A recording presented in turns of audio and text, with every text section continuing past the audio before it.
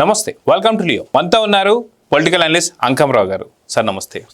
Sir, పెద్ద దస్తగిరి, అదేవిధంగా చూసుకుంటే గతంలో సింగయ్య, వీరిద్దరు కూడా వైసీపీ కరుడు కట్టినటువంటి కార్యకర్తలే. పాము తన పిల్లలను తానే మింగేసుకుంటుంది అన్నట్టుగా జగన్మోహన్ రెడ్డి తన కార్యకర్తలను తనే చేసుకుంటూ వస్తున్నాడు, తన వాళ్ళతోనే చేస్తున్నాడు. మరీ దారుణంగా చెప్పాలంటే సింగయ్యకి సంబంధించి జగన్మోహన్ రెడ్డి కారెక్కిచ్చేశాడు, నిమ్మకాయని దొక్కించినట్టు దొక్కిచ్చేశాడు. కానీ రెండు సందర్భాలు చూసుకుంటే అటు లూర్దుమేరి, సింగయ్య గారి యొక్క భార్య లూర్దుమేరి కావచ్చు, అదేవిధంగా చూసుకుంటే పెద్ద దస్తగిరికి సంబంధించినటువంటి వారు కూడా పిలిపించుకొని మరి వెనక ఆయన బొమ్మ వేసి మరి ఫ్లెక్సీ పెట్టి మరి ఈయన అబద్ధాలు చెప్పించిన వైనం చూసాం.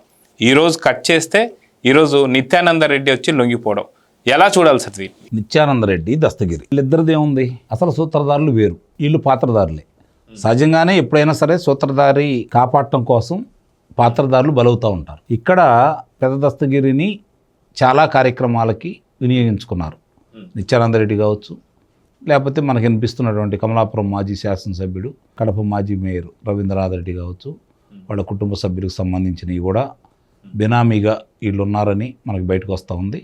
ఆ పత్రాలు కూడా దొరికినాయనే చెబుతున్నారు. 100 కోట్ల రూపాయలు విలువ చేసేవి దొరికినాయనే చెబుతున్నారు. దీన్ని బట్టి మనకు అర్థమవుతుంది ఏంటంటే వ్యాపార లావాదేవీల కంటే కూడా ఈ వాటాల పంపిణీలో కావచ్చు, లేకపోతే వాళ్ళు ఇతన్ని ఉపయోగించుకున్న విధానంలో ఇద్దరికి వచ్చిన వైరంలో అడ్డు కాబోతున్నాడేమో, లేకపోతే అతను స్వతంత్రంగా వ్యవహరిస్తాడేమో అన్న ఉద్దేశంతో పెద్ద దస్తగిరిని చంపడం జరిగింది. ఎవరైతే ఇతన్ని చంపడానికి వచ్చారో, ఎవరైతే చంపారో వాళ్ళు 3 గంటలు, ఈ సంఘటన జరిగిన 3 గంటల తర్వాత వాళ్ళు నిత్యానంద రెడ్డి ఇంట్లో ఉన్నారని చెప్పని మనకి స్పష్టంగా పోలీసులు చెప్తున్నటువంటి వివరాలు.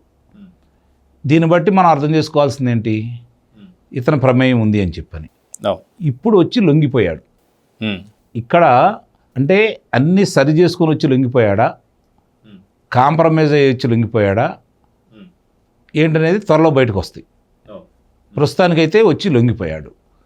ఈ లొంగిపోయిన వ్యక్తి ఇందాక నేను చెప్పినట్లు పెద్ద తలకాయల దాకా దీన్ని తీసుకెళ్లకుండా ఇటు ఒక అతను బయటపోయాడు. ఇతని మీద వేసుకుంటాడా?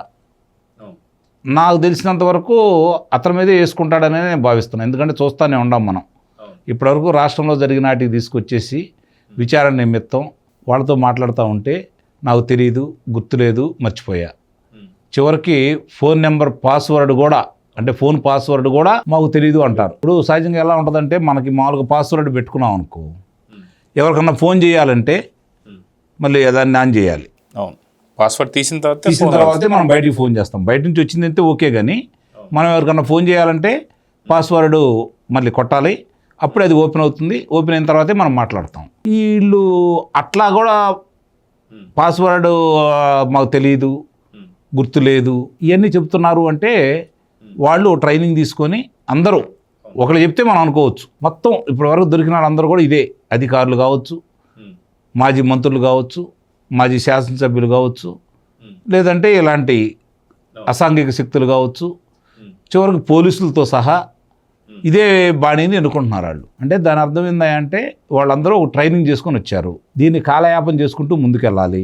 ఒప్పుకున్నాం అనుకో, మిగిలిన వాళ్ళు అసలు ఇట్లా జరగటానికి నేనే బాధ్యుని అంటే నువ్వే చేసావా, దీనివల్ల ఇంకెవరన్నా ఉన్నారా, ఎవరు నిన్ను చేయమంటే నువ్వు చేసావు, ఎవరు ఆదేశానుసారం చేసావు, ఇవన్నీ అడుగుతారు కదా. అందుకని గుర్తులేదు, మర్చిపోయారు, నాకు తెలియదు. అదే చెబుతున్నారు. చైనాలో పక్కన ఉన్నవాళ్ళు అదే చెబుతున్నారు. 4 సార్లు దుస్తులు మార్చుకున్న వాళ్ళు అదే చెబుతున్నారు. ఆడవాళ్ళు అదే చెబుతున్నారు. అంటే ఎవరు కూడా తిన్నగా సక్రమంగా చెప్పే పరిస్థితి అయితే లేదు. సార్, ఇదే లిక్కర్ స్కామ్స్ కేసు సంబంధించి మనం చూసుకుంటే AP liquor scam, Raj Kasireddy మాత్రం ఒక విషయం చెప్పాడు.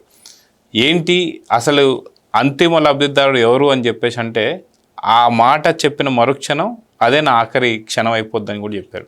అంటే అయితే వాళ్ళ మీద వేసేసుకోవడం, లేదా పేరు చెప్తే అదే ఆకర్షణ అవ్వడం. అంటే ఇదేదో సినిమాల్లో చూసినట్టుగా ఉంటుంది సార్. ఇది నిజ జీవితంలో కూడా జరుగుతుందంటే ఖచ్చితంగా ఇలాంటివి చూస్తే మనకు అర్థమవుతుంది. మీరేమంటారు? నిజ జీవితంలో జరిగే సంఘటనలనే వాళ్ళు చూపిస్తారు. చిత్ర పరిశ్రమకు సంబంధించి వాళ్ళేం కొత్తగా వాళ్ళకి సృష్టించరు. ఇట్లాంటివన్నీ కూడా నిజ జీవితంలో జరిగిన సంఘటనలు, లేకపోతే మనకి వెనకటి నుంచి వస్తున్నట్టు ఇతిహాసాలు కావచ్చు, పురాణాలు కావచ్చు, వీటికి సంబంధించిన వాటిని తీసుకొని చారిత్రాత్మక కథల్లోంచి తీసుకొని చిత్రీకరిస్తూ ఉంటారు వాళ్ళు. దానికి అనుగుణంగా రచయితలు మారుస్తూ ఉంటారు. అంతే తప్ప వాళ్ళకై వాళ్ళు సృష్టించేసి వాళ్ళ మేధస్సు నుంచి పుట్టినవి అయితే కాదు. ఈ సంఘటనలకు అనుబంధంగానే వాళ్ళు ఇలాంటివన్నీ రచిస్తూ ఉంటారు, దాన్ని తెర మీద చూపిస్తూ ఉంటారు మనకి. ఇక్కడ కూడా అంతే. మీరు అన్నట్టు ఇప్పుడు నిత్యానంద రెడ్డి ఉన్నాడు, కడపకి డిప్యూటీ మేయర్గా చేశాడు, మరి ఇన్ని రోజుల నుంచి పారిపోయాడు, ఇప్పుడు వచ్చి ఎందుకు లొంగిపోయాడు? అన్నీ సక్రమంగా సెట్ చేసుకున్నాడు కాబట్టి. ఇంకోటి అక్కడ సంస్కృతి వేరు, రాయలసీమ సంస్కృతి అనేది వేరు, దాంట్లో వాళ్ళకి సర్వసాధారణం కాబట్టి వాళ్ళ ఎన్ని సరి చేసుకొని వచ్చిన తర్వాతే ఇక్కడికి వచ్చి, లేదంటే ఎవరి పేర్లన్నీ చెబుతారని ఎవరైతే భయపడతారో వాళ్ళే అతన్ని భద్రపరిచి ఏం చెప్పాలో ఏంటో పూర్తిగా ట్రైనింగ్ ఇచ్చేసి, ఒకవేళ పోలీసులు తమదనే స్టైల్లో కూడా వాళ్ళు అడిగినా కూడా ఎలా చెప్పకుండా ఉండాలో వాళ్ళకి పూర్తిగా ట్రైనింగ్ ఇచ్చేసి పంపించారు. వాళ్ళు అట్లానే మాట్లాడుతూ ఉంటారు, అలానే చేస్తూనే ఉంటారు. ఏది ఏం చేసినా కూడా అంతిమ లబ్ధిదారుడు, ఇందాక మీరు అన్నట్టు మద్యం కుంభకోణంలో అంతిమ లబ్ధిదారుడు ఎవరో ప్రపంచానికి అందరికీ తెలుసు, పోలీసులకు తెలుసు, న్యాయస్థానానికి తెలుసు. కానీ న్యాయస్థానానికి కావాల్సిందేంటి? ఆధారాలు. పోలీసులు చేయాల్సిందేంటి? విచారణ.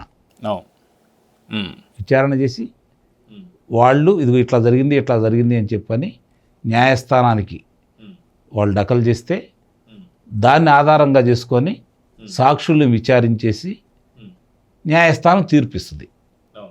అదే కదా జరిగేది. ఇక్కడ కూడా ఈ జరిగిన విషయాలు అందరికీ తెలుసు. ఇప్పుడు వాళ్ళ ఇంట్లోకి ఎందుకు వెళ్తారు? ఏమవసరం?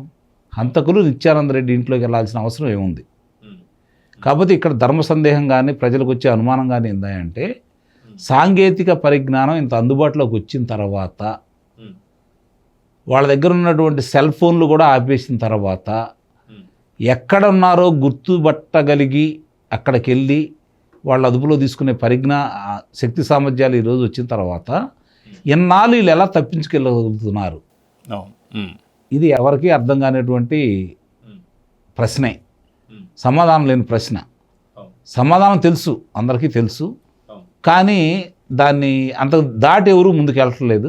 అవసరమైతే తప్ప అందుకే మళ్ళీ ఇంకోసారి చెబుతున్నాను, దాటి ముందుకు వెళ్ళట్లేదు.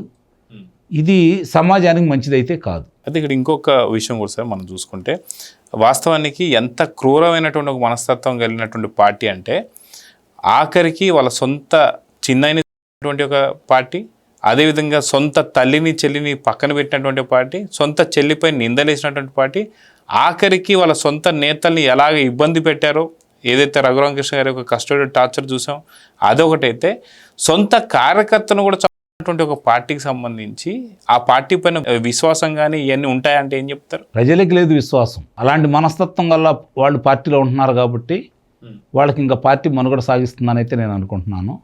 ప్రజలకు ఎలాంటి విశ్వాసం లేదు, ప్రజలు భయపడుతున్నారు. ఒక రకంగా మంచిదే, ఎందుకంటే వాళ్ళు చేసే కార్యక్రమాలు ఇంకో 30 సంవత్సరాల దాకా ఆంధ్ర రాష్ట్ర ప్రజలు మర్చిపోతారని అయితే నేను భావించను.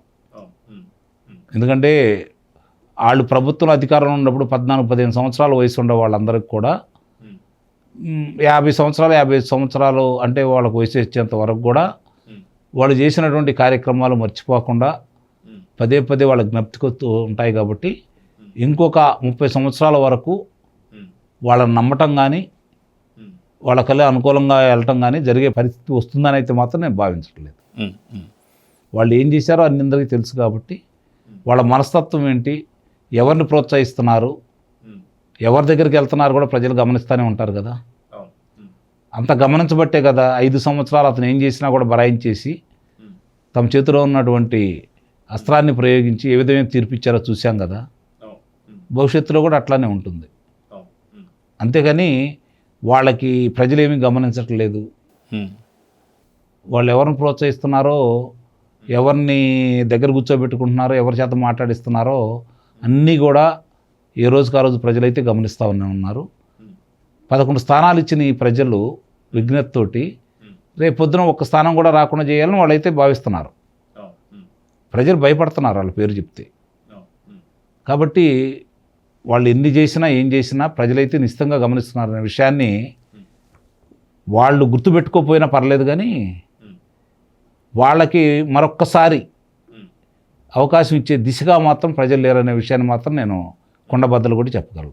సో చూద్దాం సార్, ఖచ్చితంగా మీరు ఇందాక అన్నట్టు 151 స్థానాల నుంచి 140 స్థానాలు తీసినటువంటి వారు ఆ 11 స్థానాలు కూడా తీయలేరా అంటే ఖచ్చితంగా తీసే ప్రయత్నాలే జరుగుతున్నాయి. వాళ్ళు కూడా అలానే వ్యవహరిస్తూ వస్తున్నారు. సో చూద్దాం జరగబోతుందో. నమస్తే sir. Please subscribe to Leo News for more videos.